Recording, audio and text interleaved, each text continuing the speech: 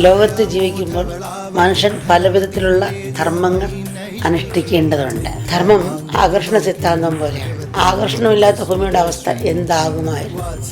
ഈ പ്രപഞ്ചത്തിന് അടുക്കും ചിട്ടമില്ലാതെ ആകെ അലങ്കോലമാകുമായിരുന്നു. ആശയക്കുഴപ്പങ്ങളും താളപ്പിഴകളും മാത്രമേ ഇവിടെ ഉണ്ടാകുമായിരുന്നുള്ളൂ. ഒന്നിനും കൃത്യമായ ചലനമോ ഗതിയോ നിയമമോ ഉണ്ടാകുമായിരുന്നില്ല. അതുപോലെ പ്രപഞ്ചത്തിന്റെ താളാത്മക നിലനിൽപ്പിന് ആധാരം ധർമ്മമാണ്.